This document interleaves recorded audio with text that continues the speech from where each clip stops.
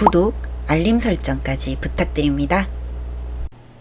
오늘도 우리 사는 이야기 찾아주셔서 감사합니다. 사연자분이 보내주신 이야기 시작해 볼게요. 저는 참 어리석은 엄마입니다. 조금이나마 자식들에게 누가 되지 않기 위해 했던 결정이 이렇게 후회로만 남았네요. 아이들 초등학교도 들어가기 전에 이혼했습니다. 제 의지는 아니었고 남편의 외도로 인한 이혼이었습니다. 그래서 저는 남자가 싫었습니다. 그 후로 25년을 혼자 지냈으니까요. 아이들을 홀로 키우면서 많이 힘들었습니다. 그래도 오빠와 언니들이 많이 도와주었기에 겨우 밥벌이는 하고 살 수 있었고 지금도 그 보답을 하려 많이 노력 중입니다. 아이들을 성인까지 키우는데 우여곡절이 많았지만 딸이 시집을 가고 아들이 취직을 하고 나니 더 이상 저의 역할은 없었습니다. 아들과 둘이 살았지만 언젠가는 아들도 결혼을 해야 할 거고 앞으로 나아가는 길에 홀로 있는 엄마 때문에 짐이 되지 않을까 싶은 마음이 컸습니다. 그래서 아는 언니에게 부탁해서 남자를 만났습니다. 이제 나이도 먹었는데 그냥 서로 의지하며 등이나 긁어줄 수 있는 사이로 평생 늙어가면 그것 또한 좋겠다 싶었습니다.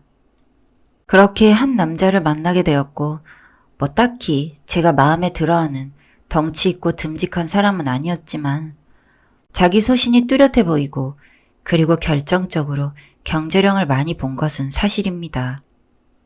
저도 그 당시에 일을 하고 있기는 했으나 아이들 키운다고 노후 준비를 하나도 하지 못한 탓에 사실 좀 경제력 있는 사람에게 제 몸 하나 의탁하고 싶은 마음이 컸습니다. 자식들에게 그냥 걸림돌이 되기 싫었다고나 할까요? 이게 저의 결정적인 실수이고 비난받아 마땅한 것을 알고 있습니다. 그래서 많이 후회하고 있고 제 인생의 오점이라 여기고 반성하고 있습니다. 그 사람은 저와 마찬가지로 젊었을 때 이혼을 경험한 사람이었고 아이 하나가 있는데 전 아내가 키웠다고 했습니다. 거의 얼굴을 본 적도 없고 너무 어렸을 때 헤어져서 그런지 그렇게 정도 많이 없다고 했습니다. 이유를 물어보니 아내가 바람을 피웠다고 했고 저도 그런 이유에서 이혼했다고 하며 서로 자랑할 것은 아니지만 그 이야기를 하며 친해졌습니다.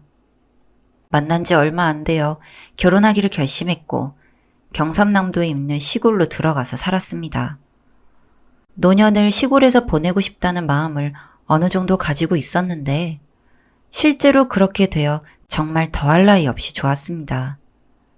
그곳은 원래 그 사람의 터전이었고 저는 정말로 잘 만났다고 생각했습니다. 그러나 얼마 안 가서 제가 쉽게 선택한 것에 대한 후회를 하기 시작했습니다. 정말 치명적인 단점이 있었는데 혼인신고를 하기 전에는 제가 전혀 몰랐던 사실이었죠. 이 사람은 술만 먹으면 정말 정신이 잃을 때까지 먹고 다음날을 기억하지 못했습니다. 처음에는 그래도 곱게 잠을 자기에 이게 술버릇인가 보다 하고 넘어갔는데 시간이 흐르니 꼬장을 그렇게 부리더군요.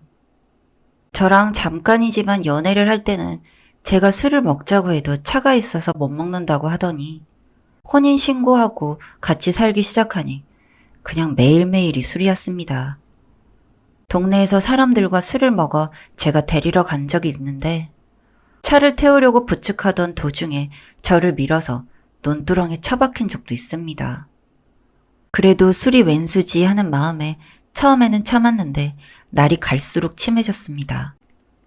술을 먹다가 제가 그만 먹으라는 말에 저한테는 아니지만 벽에다가 병을 던져 깨버린 적도 있고 상을 엎은 적도 있습니다. 내가 내 집에서 술 먹는데 이래라 저래라 하지 말라면서 폭력적인 모습을 보이기에 그때부터 슬슬 겁이 나기 시작했습니다. 술을 안 먹으면 정말 양반인 사람인데 취하면 돌변을 하니 저도 고민이 많았습니다. 아들한테 얘기해서 의논을 하려고 했지만 또 저 때문에 계속 걱정할까봐 그러지도 못했습니다. 아들은 제가 외롭지 않게 사는 것은 100번 찬성하지만 그래도 어느 정도 만나보고 결정해도 되지 않겠냐고 저를 설득했었는데 그때 제 마음은 어차피 살 거면 하루라도 빨리 합쳐서 사는 것이 낫겠다 싶은 마음이었는데 어찌 보면 정말 철이 없었네요. 그냥 혼자 살아도 내 한몸 검사할 수 있었지만 저 때문에 늘 집에 일찍 들어오고 평생 엄마랑 살 거라는 아들이 왠지 모르게 걱정이 되어 한 선택이었는데 저한테는 독이 된 것이죠. 그러던 어느 날 술에 좀 취해서 동네에 있는 본인 친구들을 집에 데리고 왔는데 당연히 저희 집 개는 모르는 사람이 오니 짖지 않겠습니까? 그런데 시끄럽다고 몽둥이로 머리를 때려서 그만 개가 죽고 말았습니다. 저는 그 사건이 너무 충격적이고 아직까지도 마음이 아픕니다. 이렇게 폭력적인 사람인지 몰랐는데 결국 나중에 저 대상이 내가 되지 않을까 겁이 나기 시작했고 술 먹을 때는 최대한 심기를 건들지 않으려고 애썼습니다. 무조건 나쁘다고만 하기엔 평소에는 좋은 사람이고 정말 평생 아이들을 키우느라 돈 걱정만 하고 산 저에게 경제적인 자유가 생겼다는 점 때문에 당장 그만두고 싶은 마음을 참았고 또 사위나 사돈 그리고 아들 보기에도 1년 만에 이 관계를 끝내는 모습을 보이고 싶지 않았습니다. 만약에 그렇게 되면 전에 제가 했던 이혼까지도 왠지 제 탓이 되는 것 같은 느낌이 들었습니다. 내가 이상해서 남자들이 다 못 살고 떠나는구나 생각할까 봐요. 1년이 조금 넘었을 때 폭력성이 드디어 저를 향해 나타나기 시작했습니다. 그렇게 심하게는 아니었지만 몇 군데 타박상을 입었고 얼마 뒤에 아들이 말도 없이 집에 찾아와 그 흔적들을 보게 되었습니다. 누가 그랬냐고 자꾸 묻는데 거짓말로 둘러댔으나 눈치가 빨라 얼른 말하라고 절 닥달했고 사실대로 말하니 당장 짐 싸라고 하더군요. 이렇게 살 거면 그냥 좀 부족하게 살아도 자기랑 같이 살자면서요. 그리고 그 사람한테 가더니 정말 아버지라고 생각하고 마음으로 대하고 있었는데 이런 모습 보는 거 정말로 실망스럽다고 하면서 그냥 혼자 사시라고 하고 저를 데리고 나가려는데 그 사람이 그렇게 미안하다고 하면서 빌더군요. 저도 이런 식으로 끝내는 건 아닌 것 같아 아들의 손을 놓았습니다. 부부끼리 그럴 수도 있으니 이번 한 번은 그냥 넘어가려고 했다. 그래서 너한테 말을 안 한 거고 다음에 또 이런 일이 있으면 네가 이러지 않아도 내가 살지 않을 것이니 걱정하지 말라고요. 아들은 씩씩거렸지만 제 뜻을 꺾을 수 없었던지 그냥 가버렸고 그 사람은 저한테 미안하다며 술도 좀 줄이고 다시는 그러지 않을 테니 용서해달라고 했습니다. 마음의 상처가 조금 남았지만 그래도 반성하는 모습을 보니 이젠 그러지 않겠구나 생각하고 다시 잘 살아보자며 다독였습니다. 그렇게 얼마간은 조용하게 지냈던 걸로 기억합니다. 술을 먹어도 좀 조절하려고 노력했고 조용히 방에 들어가 잠만 자더군요. 얼마 뒤에 동네에서 부부 동반으로 모임이 있어서 참석했습니다. 저는 그런 자리 불편하긴 하지만 워낙 친한 사람들이고 모임이 아니더라도 동네에서 자주 보는 사람들이었기에 별다른 거리낌 없이 같이 갔습니다.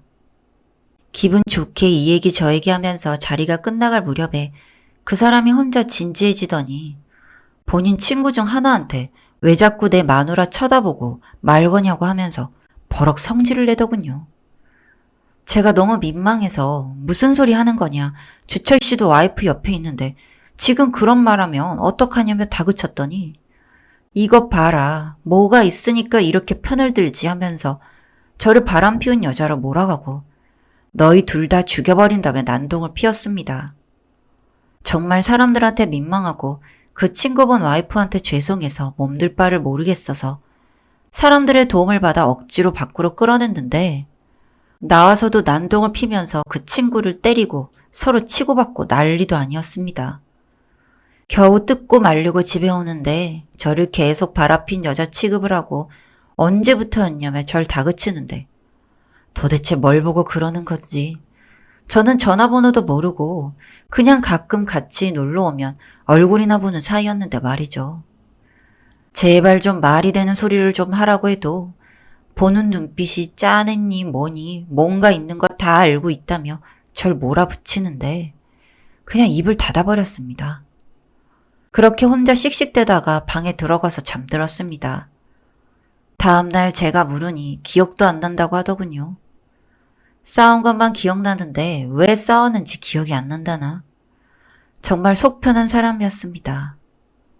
술만 먹으면 필름이 끊기고 난폭해지는 성향이 너무도 짙었기 때문에 병원 치료도 권유한 적이 있습니다.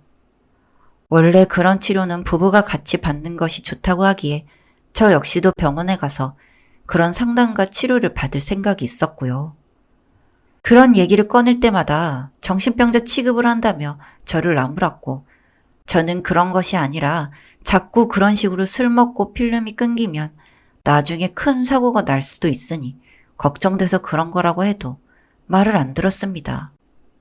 실제로 친구들 만난다며 트럭을 끌고 나간 적이 있었는데 다음날 집에 어떻게 왔는지도 기억을 못 하더군요. 본인이 직접 운전해서 왔으면서 말이죠. 혼자 죽으면 다행이지만 그 상태로 운전하다가 남한테까지 피해를 끼치면 정말 큰일이지 않겠습니까? 그렇다고 제가 같이 사는 사람을 신고할 수도 없는 노릇이고, 참 고민이 많고 무섭기도 하면서 여러 가지의 감정이 들었죠. 점점 저도 지쳐가는 날들을 겪었지만 그래도 제가 살고 싶었던 시골에 사는 것으로 만족하며 살려고 늘 제 자신을 다독였습니다. 내가 살면서 남자복은 없구나 하며 그냥 포기를 하는 마음이었죠. 또 그렇게 몇 개월이 지나고 아들이 이제 결혼을 하겠다며 여자를 하나 데려왔는데 제 눈에는 그렇게 이쁠 수가 없어서 밥도 차려주고 이것저것 묻기도 하고 주책을 떨었죠. 그 사람이 술 한잔 하자면 먹는데 왠지 불안한 예감에 말렸으나 아들이 저한테 와서는 나 있는데 설마 그러겠어 하기에 그래, 그래도 너무 많이 먹이지는 말라고 했습니다. 분위기가 좋았는데 조금씩 표정이 변하더니 결국 네가 나한테 이렇게 잘하려고 하는 것도 다 내 재산 가져가려고 하는 거 아니냐며 말도 안 되는 소리를 하는데 아들은 그냥 돈 한 푼 안 줘도 되니 엄마랑 평생 행복하게만 살아달라고 부탁을 했습니다. 그러니 그 사람은 다 쓰고 죽을 거니까 그런 마음 있으면 얼른 버려버리라고 굳이 안 해도 될 말을 아주 기분 나쁘게 하더군요. 취한 거 아니냐며 이제 그만 마시라고 만류하는데도 하나도 안 취했다고 하면서 내 진심이 그렇다면서 자꾸 주정을 부리는데 데리고 온 아이에게 민망하기도 하고 미안해서 얼른 가보라고 했습니다.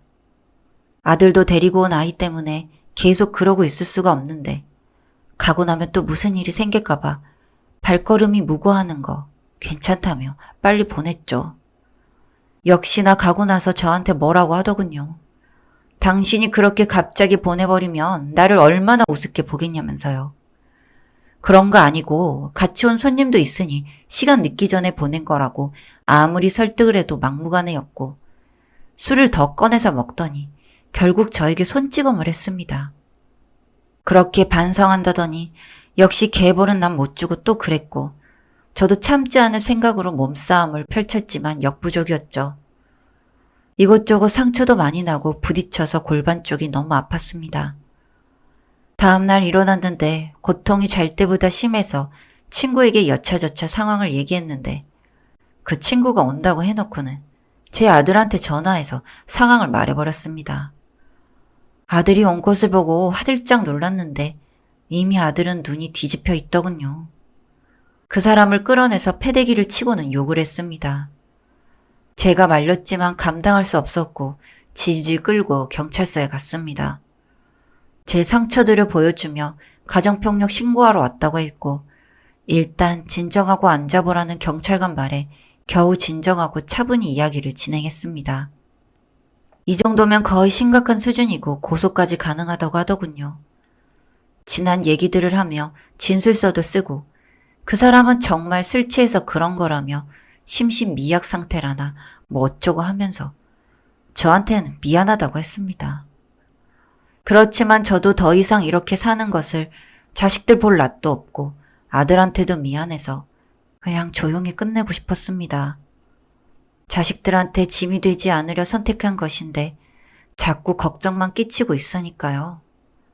또 아들도 결혼을 한다는데 괜히 같이 상견례까지 하고 결혼까지 해버린 뒤에 갈라서게 되면 더 골치 아플 것 같아서 저도 결단을 내렸죠. 그냥 다 법대로 해달라고 했습니다. 거기서 알게 된 것인데 이미 가정폭력 전과가 있더군요. 심지어 아이까지도요. 저한테는 아내 외도 때문에 이혼했다고만 했었는데, 그래서 통하는 게 많다고 생각했었는데 다 거짓말이었습니다. 범죄 경력에 보니 버젓이 적힌 가정폭력 적과를 보며 내가 도대체 여태 뭘 한 거지 싶었죠. 너무 사람을 모르고 제 욕심에 선택한 결정으로 그냥 벌을 받는구나 싶었습니다. 결국 그 사람은 동일 범죄로 인해 형을 살게 되었고 저와도 자동으로 이혼이 성립되었습니다. 참 많은 일들이 있었지만 일일이 다 적을 수가 없겠네요. 전말 365일 중 365일을 술을 먹으며 절 괴롭혔는데 그냥 웬만한 것은 별다른 충격도 없어서 기억도 나지 않습니다. 세상에 정말 좋은 사람 많다지만 저에게 인생에 2명뿐이었던 남자들은 다 나쁜 놈들이네요. 결국 그 사람은 저와 아들을 보며 나와서 평생 후회하게 해준다며 협박까지 했고 그것까지 추가해서 고소를 진행했습니다. 나이가 60인데 할아버지나 돼서 나오려나요? 저를 찾을 수나 있을지 모르겠네요. 저는 섣부른 선택에 대한 대가를 아주 톡톡히 치렀습니다. 이번에 느낀 것이지만 동반자를 얻는다는 것은 쉽지 않은 일이고 역시 좋지 않은 목적으로 만난 인연은 화를 부른다는 것도 알게 되었네요. 늘 신중한 선택하시길 바랍니다. 사연은 여기까지였고요. 우리 사는 이야기 시청해주셔서 감사합니다.